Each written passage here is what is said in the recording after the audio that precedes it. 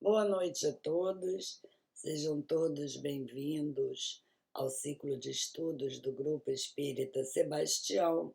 Nosso tema de estudo da noite de hoje é sobre encarnação dos espíritos. Este estudo está disponível no Livro dos Espíritos, parte 2, capítulo 2, e na Gênese, capítulo 11, itens 17 a 32.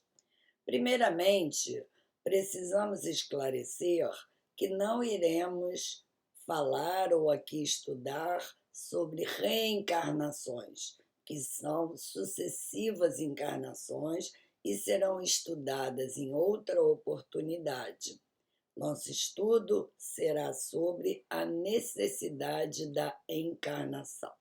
Bem, nós estudamos anteriormente que os espíritos foram criados com dois objetivos principais: evoluírem individualmente e, através dessa evolução, contribuírem com o progresso dos mundos materiais.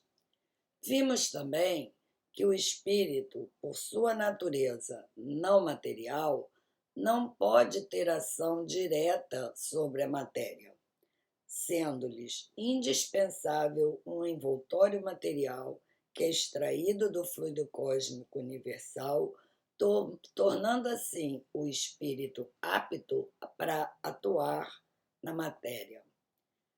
É esse corpo de matéria menos densa que, nos mundos físicos, é o traço de união entre o corpo de matéria mais densa e o espírito que vai encarnar, que nos seres humanos é conhecido como perispírito. Vamos então agora analisar os objetivos da encarnação. Vimos que um deles é a evolução espiritual. Essa evolução espiritual, ela se dá em dois aspectos: no aspecto intelectual e no aspecto moral. O desenvolvimento desses aspectos deveria se dar concomitantemente, mas não é muito o que se observa. E por que é importante que ele seja concomitante? A gente gosta de usar a imagem gráfica do pássaro. Um pássaro não alça voo com uma única asa, e um espírito não evolui apenas com um dos aspectos de sua evolução. E por que é necessário esses dois aspectos? O ser humano, assim como outras espécies, é um ser coletivo, é um ser que vive em sociedade. Então, o aspecto moral é necessário para que o nosso relacionamento com os outros seres seja mais harmônico. Precisamos desenvolver solidariedade, fraternidade, bondade, respeito e tantos outros atributos que são indispensáveis à boa convivência. Por sermos uma coletividade, pertencermos a uma coletividade, não evoluiremos isoladamente, até porque não existirá um mundo material dedicado apenas para ser morada de um único indivíduo. Essa é a necessidade do aspecto moral. Quanto ao aspecto intelectual, é preciso desenvolver a inteligência a fim de que possamos criar ferramentas que tornem a vida menos penosa e mais agradável.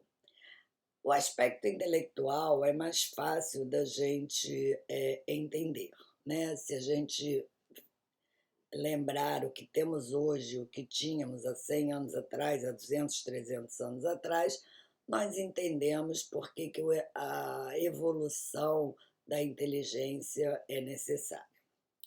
Mas a pergunta que se segue é a seguinte: para que precisa um espírito de um mundo material para evoluir? Não poderíamos evoluir no mundo espiritual?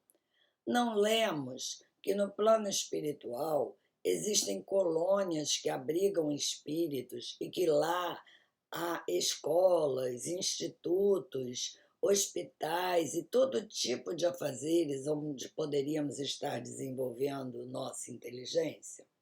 Bem, aqui é preciso lembrar que essas colônias estão em mundos onde seus espíritos já encarnaram muitas vezes, já progrediram alguma coisa e por isso são capazes de construir essas cidades no plano espiritual. Já possuem inteligência desenvolvida e habilidade para isso. E o que aqui estamos estudando é a necessidade da encarnação. O espírito, quando atinge o grau de humanidade, não estando encarnado, obviamente ele não estará no plano espiritual habitando uma dessas colônias. Porque no plano espiritual, diferente do que acontece no plano material, os espíritos se agrupam por similitude de evolução espiritual. Então, espíritos mais atrasados evolutivamente estarão no local, no plano espiritual, onde não existe nada construído. Mas eles não poderiam aí construir suas civilizações? Até poderiam, mas de forma muito limitada, porque não haveria muitos estímulos para esse desenvolvimento, visto que no plano espiritual ninguém morre, então não precisa se proteger de um predador, porque não, esse predador não vai ameaçar sua vida. Também ninguém sente frio, ninguém sente fome ou calor. Então, vamos utilizar como exemplo o que nós conhecemos como os primeiros homens da escala evolutiva aqui na Terra.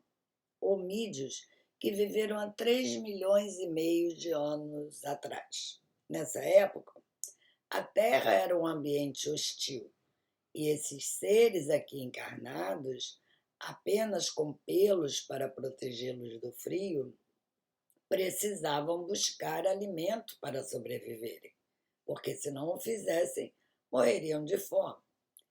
Mas aqui podemos também pensar, os animais também não fazem isso e não se desenvolveram como nós. Sim, os animais fazem isso e não se desenvolveram e nem têm as mesmas aptidões do que nós. Por quê? São princípios inteligentes individualizados num grau evolutivo diferente do nosso. Mas até entre eles há exemplos cujo desenvolvimento intelectual é evidentemente superior aos demais de sua espécie. E aqui não me refiro a animais domésticos, estou me referindo a animais que vivem na natureza. Existem, por exemplo, macacos pregos que vivem na Serra de Capivari, no Piauí, que adquiriram a habilidade de quebrar as cascas das nozes com pedras para se alimentar, sem que ninguém os tivesse ensinado. São, inclusive, motivo de estudo por muitos cientistas de várias partes do mundo. Também já foram observados golfinhos que usam esponjas para se protegerem do impacto com as rochas. Nós aqui poderíamos citar vários exemplos do reino animal, mas esse não é o objeto do nosso estudo. Então, voltando aos homens, inicialmente, aqueles homens lá atrás, há 3,5 milhões de anos atrás, eles inicialmente fizeram o que todos os outros animais o fazem. Mas, à medida que a população humana foi crescendo, o alimento foi se tornando escasso e era preciso desenvolver uma forma para consegui-lo. A partir desse estímulo, o homem foi desenvolvendo ferramentas que o ajudassem na busca do alimento. Primeiro, as lanças, que os mantinham afastados da caça, depois, as ferramentas de pedra, com as quais construíram utensílios, a descoberta da fogueira, depois desenvolveram a agricultura, a pecuária, começaram a construir pequenas casas, inicialmente foram para as cavernas, porque nessa época houve uma era glacial aqui na Terra, então os humanos que sobreviveram precisaram buscar abrigo, então foram para as cavernas. Dali, à medida que foram sendo estimulados, começaram a construir pequenas casas que viraram aldeias, cidades, até chegarmos nos dias de hoje com tudo que temos para facilitar nossa vida. Avião, meios de transporte, internet, e tudo mais. Se analisarmos as condições da Terra há 3,5 milhões de anos atrás, pergunta-se, ela teria condições, naquela época, de receber espíritos no grau de evolução que hoje nos encontramos? Claro que não. Nós nem sobreviveríamos naquele ambiente por muito tempo, visto que nossos corpos hoje são mais frágeis.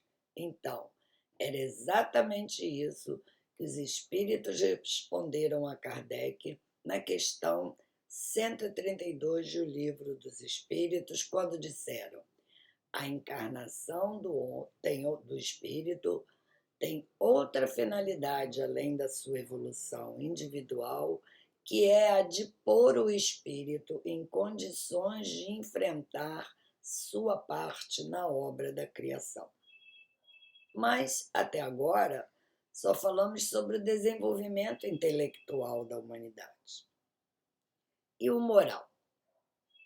Esse ainda continua sendo um dos maiores problemas enquanto coletividade deste planeta. Desenvolvemos nossa capacidade intelectual muito acima de nossa capacidade moral e, por isso, a Terra ainda é um planeta de expiações e provas. Como ainda não é comum entre nós o não desenvolvimento dessa condição moral, é fácil a gente observar isso. Quantos de nós vemos, conhecemos ou ficamos sabendo de pessoas, seres abastados com comida e conforto, além de suas necessidades, convivendo com outros bem próximos a eles que não têm o que comer, vestir ou morar? Quantas vezes observamos a tecnologia utilizada para a destruição em massa de outros seres humanos? E as guerras de todos os tipos, por delimitação territorial, religiosas, por etnia e todas as outras. Tudo isso tem origem no egoísmo e no egotismo do homem terrestre. O ser humano que acredita ser ele, a pessoa que mais importa no mundo e que para ele devem ser mobilizados todos os recursos, ideias essas muitas vezes compartilhadas na sociedade e estimuladas na sociedade através da disputa de cargos, lugares de destaque, ostentação, de riqueza, de poder e outras coisas. Isso é o comum entre nós. Rasgos de solidariedade e fraternidade são observados vez por outra, mas nem de longe se constituem num hábito.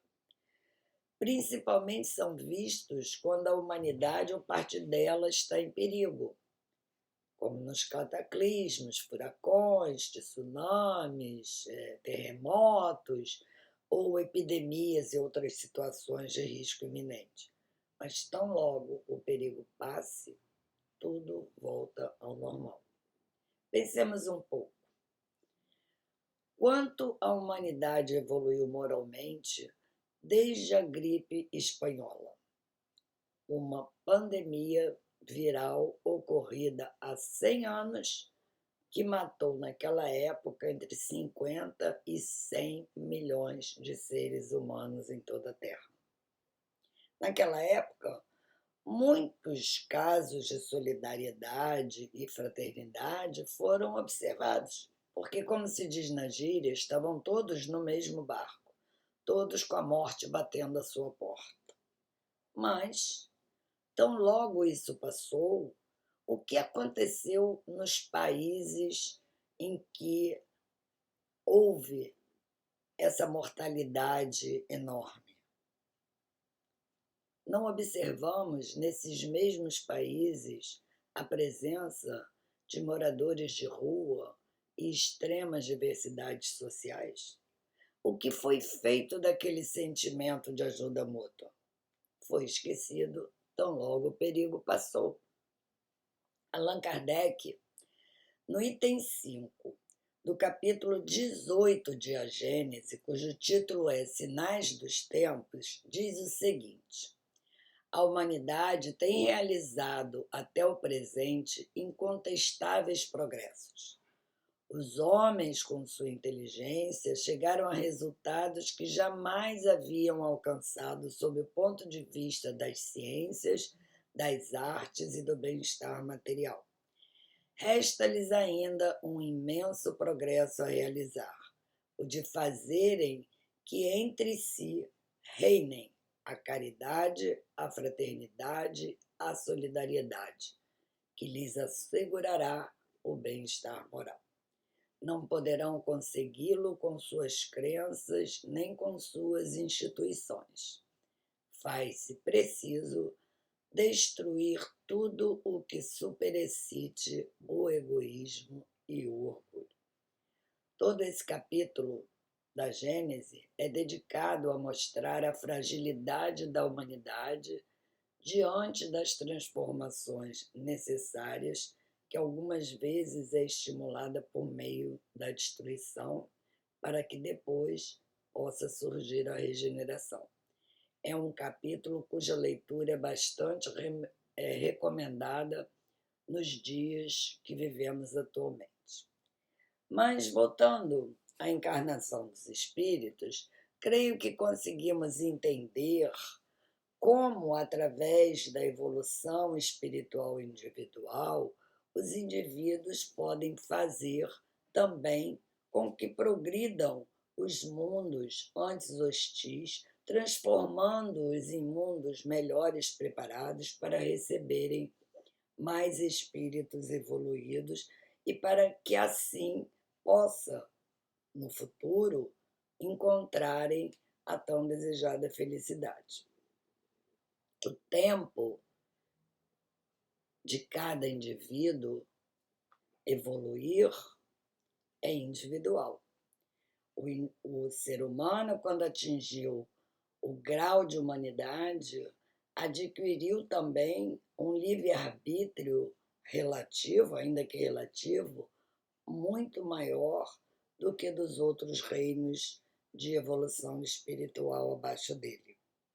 E é este livre-arbítrio o responsável por definir os caminhos que esse espírito vai percorrer.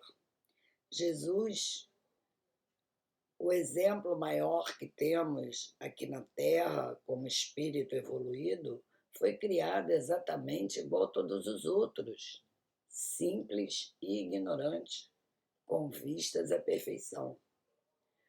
Mas o caminho que traçou, as escolhas que fez ao percorrer esse caminho, o levaram a um desenvolvimento espiritual mais rápido do que o nosso.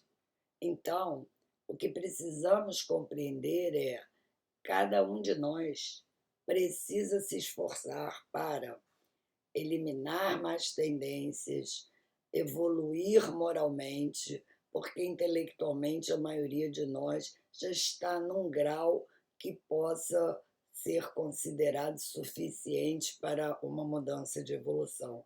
Mas precisamos muito ainda evoluir moralmente. E isto é uma tarefa individual de cada um. Bem, era isso que tínhamos para trazer no estudo da noite de hoje. Espero que possa ter ficado bem compreendido qual a finalidade da encarnação em mundos físicos. Boa noite a todos.